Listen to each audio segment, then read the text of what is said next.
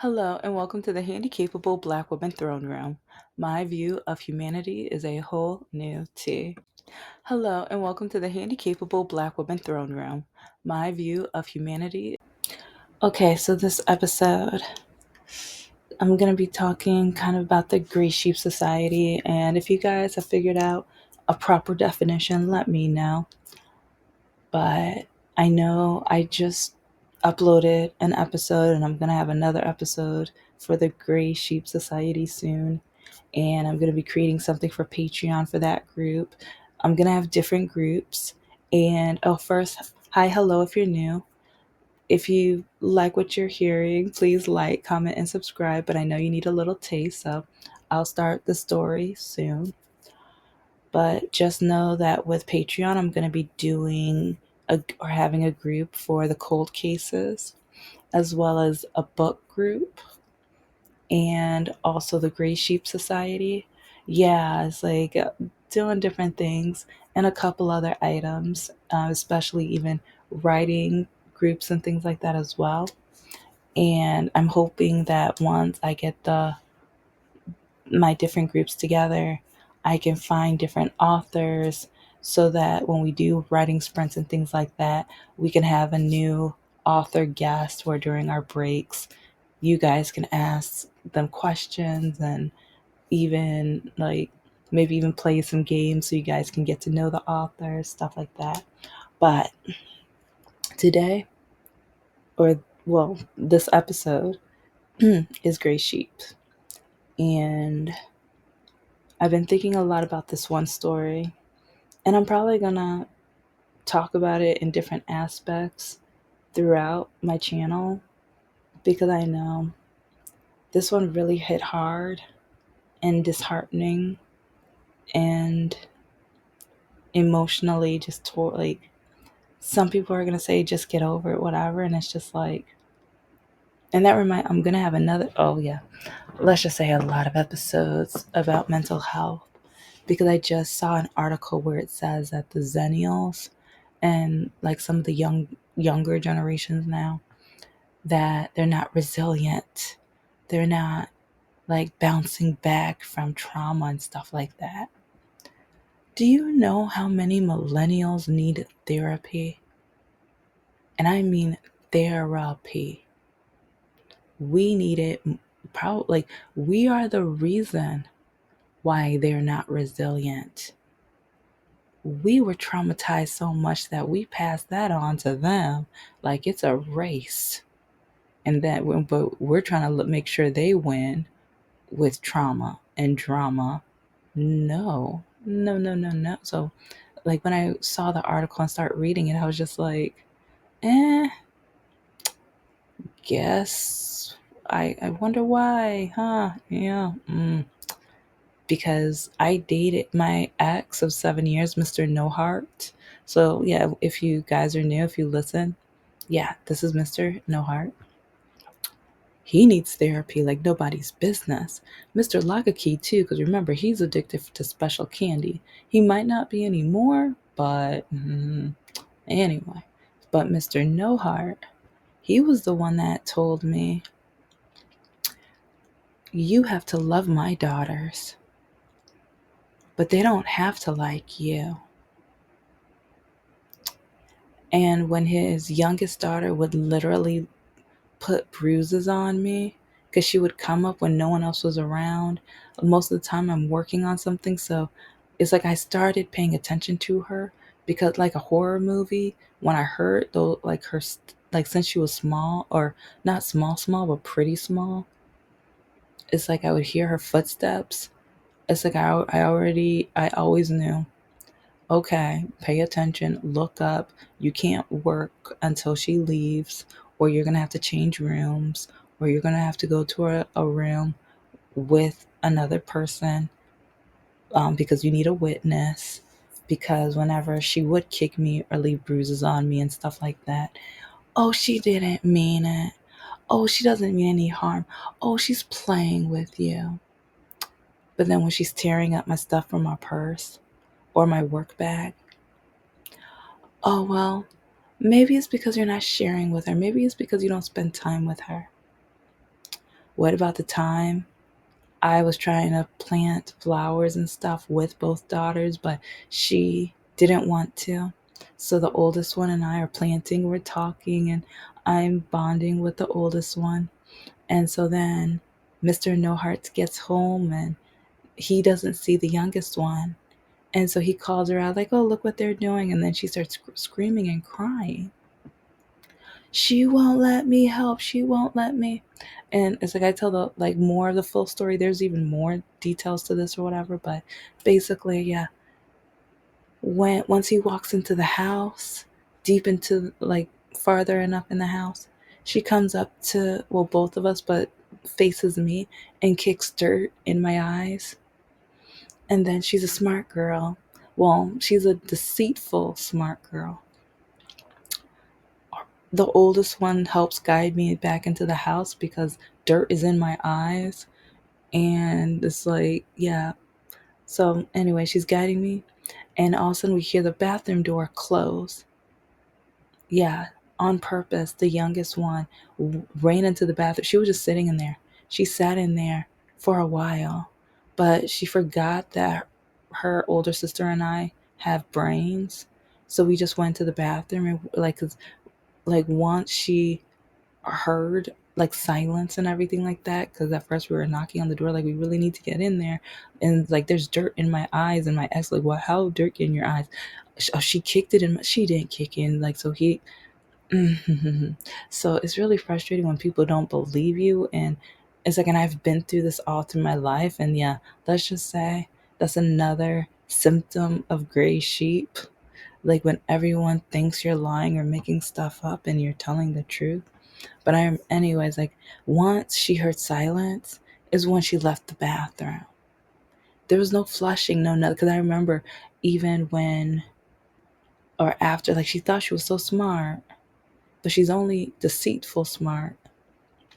I asked, oh, so if you were using the bathroom all that time, you didn't flush, you didn't wash your hands. And this is like, well, my face is still over the sink, but at least majority of the dirt is out so I can focus and talk. But I just remember the oldest daughter was like, you didn't flush. You did. Oh my gosh, you did. It was, and she was just like, you did that on purpose. And it's like, but yeah, what did she do? Like 30 minutes later, at her dad's desk playing video games. And then she sticks her tongue out at me and does her, like, waves her head around like she doesn't really care, whatever. But okay, I gave that example because when I was at OU, and this relates to people not believing me, trusting me, just like me always being the leftover, because I have the perfect sister, and by definition, she is perfect, especially in my parents' eyes, because with gray sheep society, you can be the gray sheep of your family or immediate family, your distant family, or society. There's different ways to be a gray sheep. There's not a cookie cutter. And for me, especially when anybody who knows my immediate family and my immediate family, that's how I'm the gray sheep. And so Oakland University, gray sheep, because I was an adult. And so I thought I could tell the truth. I thought I could tell people what was going on at that house. But no, I couldn't. Because those people would turn around and tell my sister everything I was saying. And then my sister would go and tell my mom. And then I would have to be mentally and physically traumatized, reminded to shut your mouth. And I still remember the day that the physical trauma finally stopped. Because I remember when she was traumatizing me, I told her I would call the cops. Oh, she traumatized me more, but I think after that, she was so scared because she forgot I had a job interview. And so now she was worried on if she covered up or if I was going to cover up all the marks. Oh, yeah. Yeah. I still remember that day. She still did a good job of other ways of tormenting me and making me feel worthless, but at least the physical harm stopped then. But a lot of the OU students would go back to my sister and tell them everything I said, which was everything that was going on in the house. So then my sister would go back and tell my mom, and over and over. It was a cycle, a never ending cycle.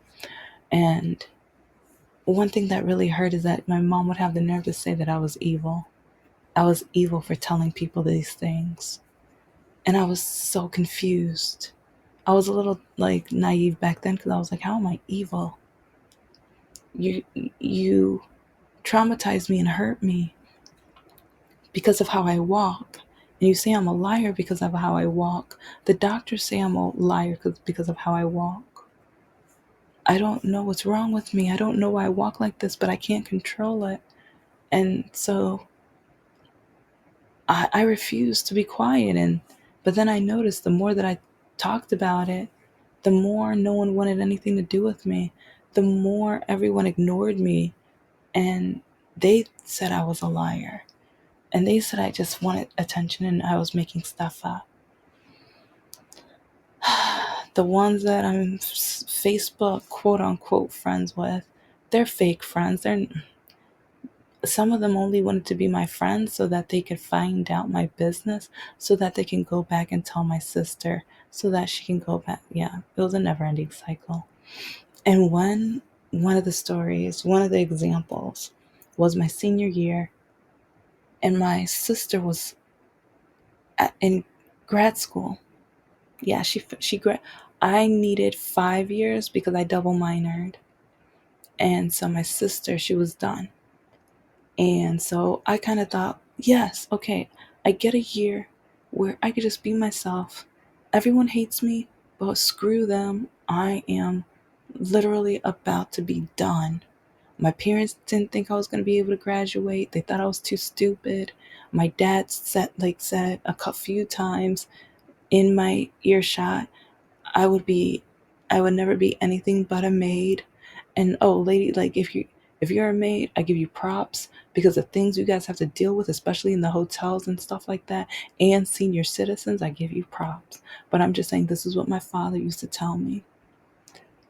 And so anyway, it's like since it was my senior year and I wanted to go into marketing. I wanted to have a creative career. It's like, so if not marketing, I want to figure something out. But at the same time, I wanted to find out who I am.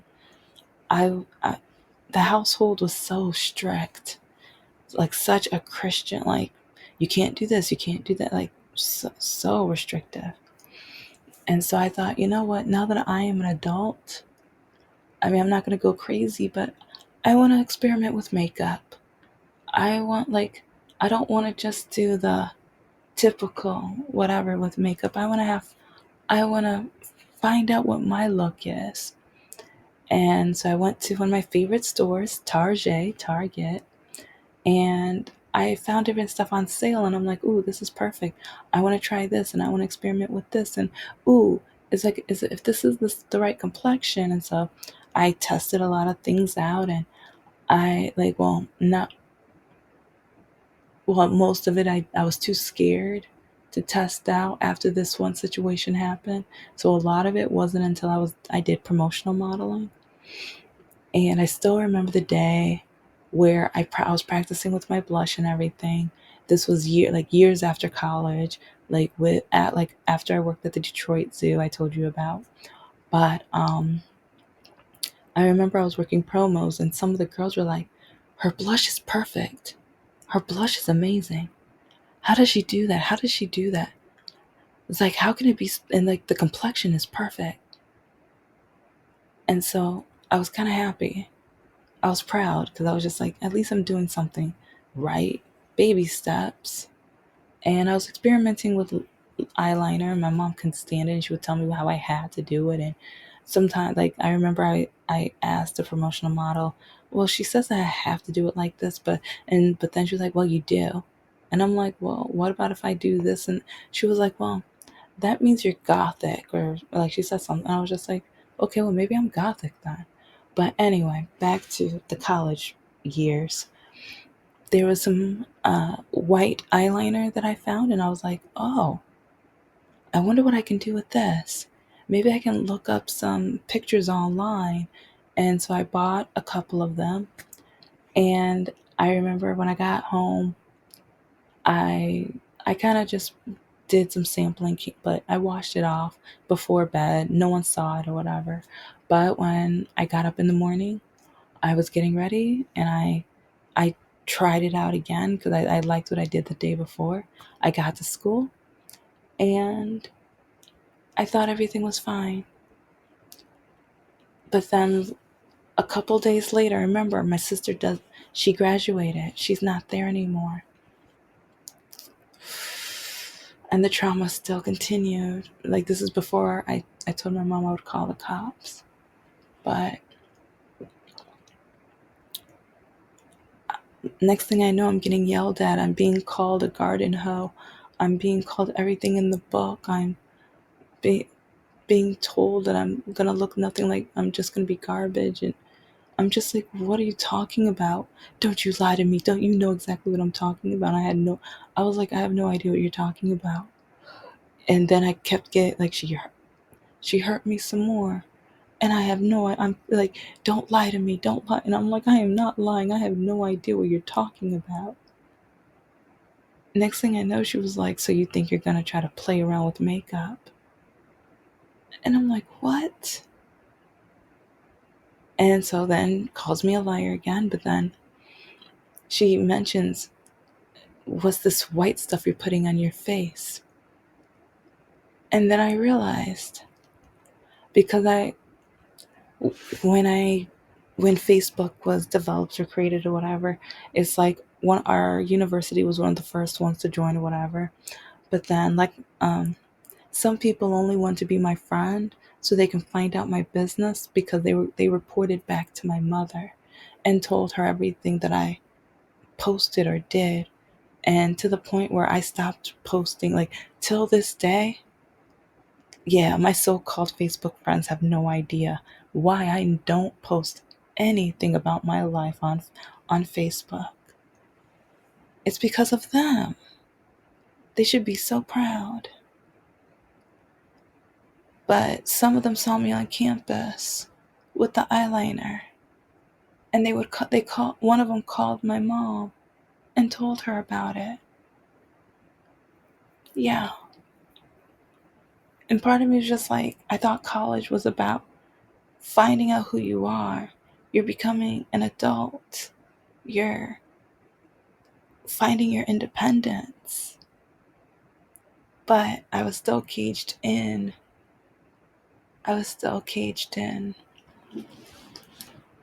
And so I remember I hid, like, she told me I had to throw that one away. She didn't know there were more. I hid those for years. And it's like, and I know in an episode I just talked about, like, how she always accused me of lying. So in some ways, it's like I lied to hide the things that meant a lot to me. Like, I want to experiment with my makeup. I wanted to find out the look that I wanted. And it wasn't fair that I bought this and I'm an adult. I'm not getting tattoos. I'm not getting extra piercings, because I remember when I told her I wanted to get another piercing, she told me I might go to hell for that. I'm like, for another hole in my ear? It's not even in the nose. It's not even like on a lip. Like, it's another one in the traditional, like, area of the body. But no, she told, like, no man's ever gonna want you if you do that. No man, like, but then she always told me what a man wanted. But then she would tell me, no man's ever gonna want you, love you, or marry you as long as you walk like that. Sometimes I relate to, like, because I just read an article and I'm going to do a full episode on it, but they talked about how Zennials need to be more resilient. they need to bounce back from trauma and stuff like that. It's like more Zennials need therapy than ever now. Don't you realize they need therapy because of millennials? Some of the garbage millennials went through, we passed it on to the next generation. We treated it like it was like just heirlooms, like from grandma to the net, to the mom to the granddaughter. Like, no, yeah, they want them to be resilient. Shh. Do you know what I've been through? Uh, I need therapy, and I need therapy to make sure my kids won't need therapy. I want to make sure that they're going to be healthy mentally and physically, and every other way as well. And one reason why I know that I'm not going to pass on that hate and hurt, because it hurt me so much, and I would never want to see my kids ever feel any of the pain that I went through, any of it. And I see how happy and how close my perfect sister was with my mother. I mean, not the same toxic way, but I would love to have a, a beautiful relationship with my kids. I would love that. I I don't want to have kids who feel scared to be in a room with me because, yeah, my mother used to call me evil because I refused to stay. Like she would be in her bedroom and watch Lifetime movies or Home and Garden and stuff like that. I didn't want to be anywhere near her because if I'm alone with her, that's when the hurtful, awful, because the verbal things stay in my mind like forever. Like some people are like, "Oh, you were a kid," and this is when you say Zennials are not resilient. When people keep telling me that happened in my past, when people keep saying, "Oh, you were a kid, get over it," I understand why they need therapy. If you're going to keep telling them to get over it, get over the pain and more, like, no, no, that's not, and that's infuriating to me. That is just absolutely infuriating to me because you're basically telling kids to just suffer through the pain. Whatever is happening at home or at school or whatever, just get over it. No. Having feelings, having emotions, no. And it's gonna hurt for the rest of my life.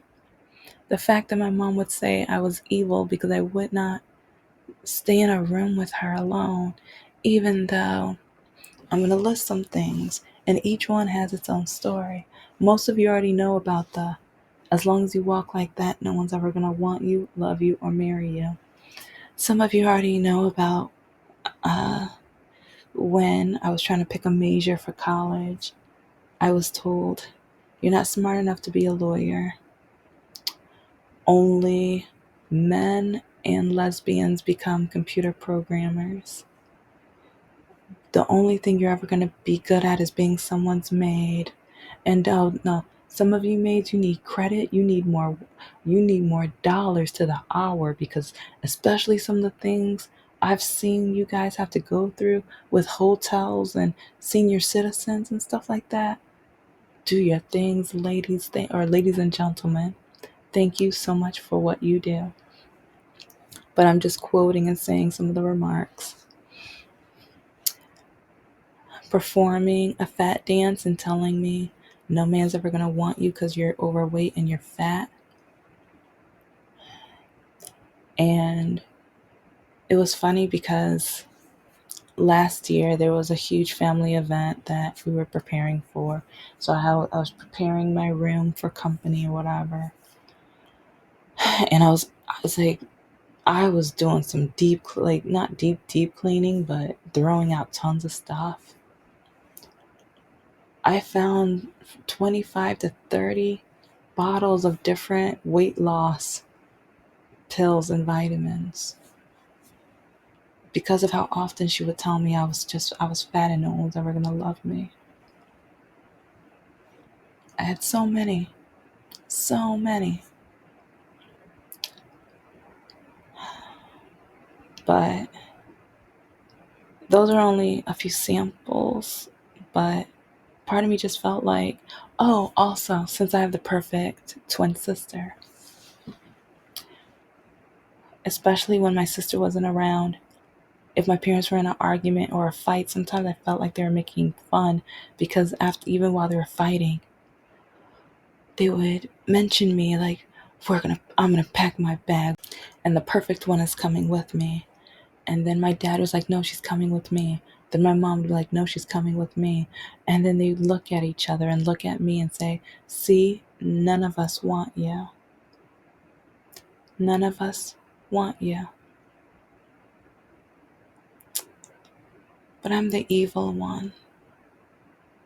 Like I said, these are only a few examples. I have so many more. But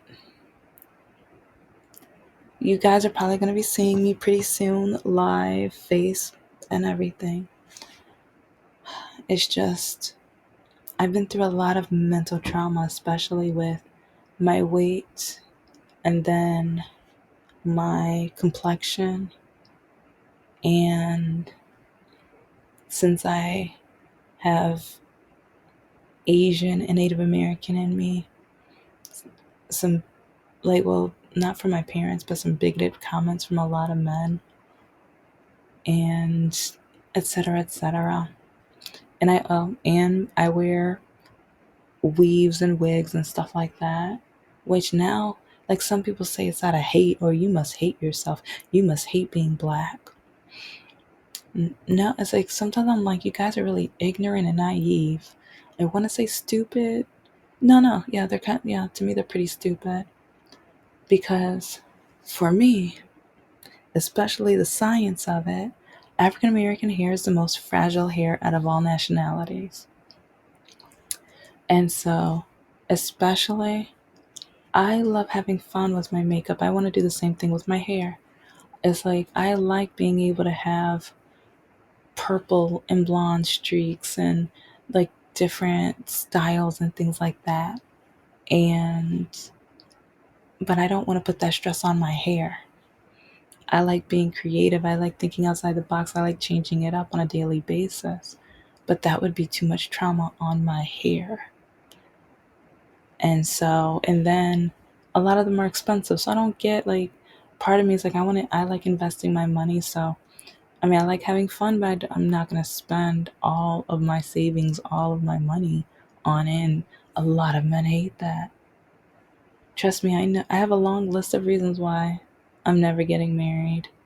It's like, one is I don't doll myself up. Like, it's funny.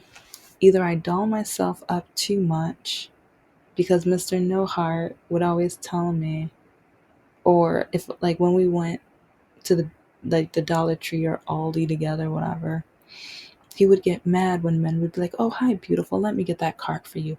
Oh, let me grab that for you. Why isn't your man helping you? Or whatever. And so then my ex would ignore me for a majority of the rest of the day, or until he wanted bow chicka wow wow, whatever, Then he didn't want to ignore me anymore. But it's like, even after dating him, like, I was so scared to doll myself up because I'm like, if I do that, men will ignore me. Or they, like, and there were some men who, you don't spend enough money on yourself. You need, and I'm just like, okay, well, I want to invest. Why do you invest? That's stupid. Investing is for men. You need to just focus on having kids. You need to focus. Why'd you get all that education? So I talk about all of this already in previous episodes.